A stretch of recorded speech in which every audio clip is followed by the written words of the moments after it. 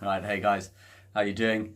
My name is Dusty. I am originally from Zimbabwe, and I'm in the UK at the moment, building a van here with my girlfriend Leanne, and Leanne is from Ireland. Neither of us have built a van before, so it's our first time doing it, and we thought we'd video it to help you guys avoid the mistakes that we make along the way. And if you like any of our ideas that we're doing, feel free to steal them and use them in your build. So what we're planning on doing with the van is we want to use as much recycled material as possible. Okay, we don't want to be buying brand new stuff just because there's so much waste in the world at the moment.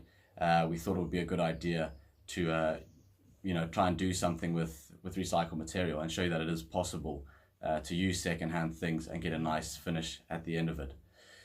So when we bought the van, we got it from a plumber, and he had shelving built into the back of the van.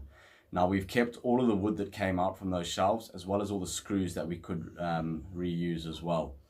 And from there, we put in a 8mm carpet underlay for the floor insulation. We then put the original floorboards back in and screwed them down.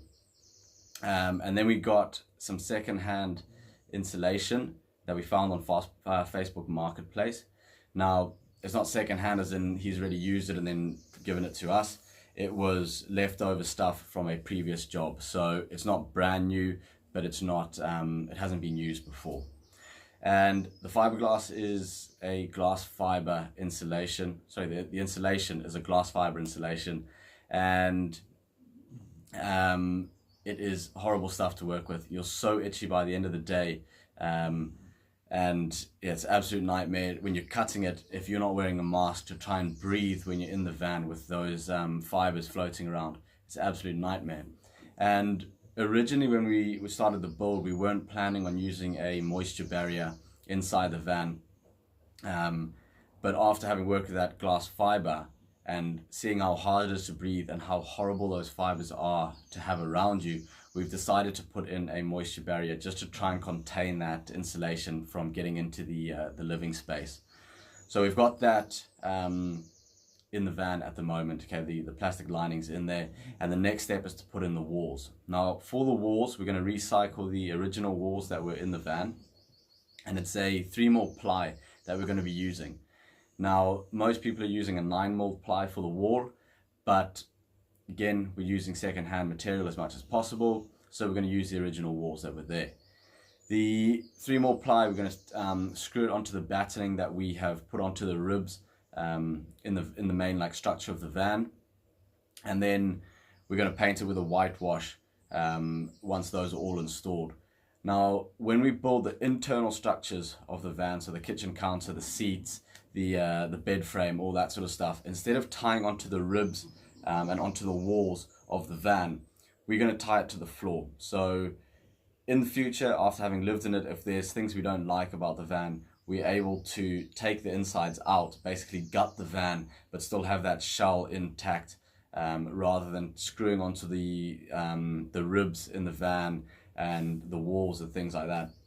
So obviously we're going to tie onto the wall just to stop the squeaking and the rattling when we're driving, but that's not going to be the main support of the van. Okay, so that's the plan today. We're going to get those walls up, and hopefully that will work for the walls. I'm not sure if it will, but we'll find out today whether that's going to be an option. So I'm just going to finish up my Cocoa Pops, and then I'll see you down in the van. Okay, so this is the inside of the van. As you can see, we've got our plastic lining in, and these are the boards that I'm going to be using. So it's actually a 5mm thickness, not a 3mm like I thought it was. And gonna try to put them up against the walls now and just see what happens. Hopefully it works. 5mm is better than the 3mm I thought it was, so I'm quite happy with that. So yeah, we'll see how that works out.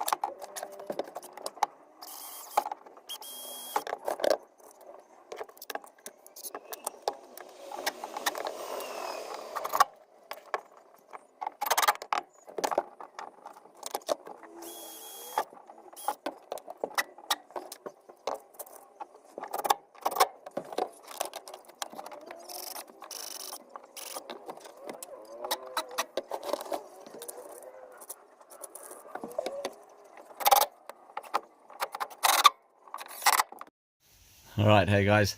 So this is day 2 of the walls now.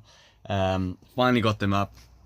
I had quite a nightmare with them because the batting that I put down behind the walls wasn't the same distance from the walls.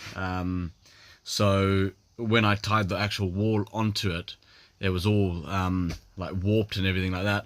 But now, if you look down the length of it, it's fairly straight. Okay, it's not the straightest, but it'll do the job for what we're looking for.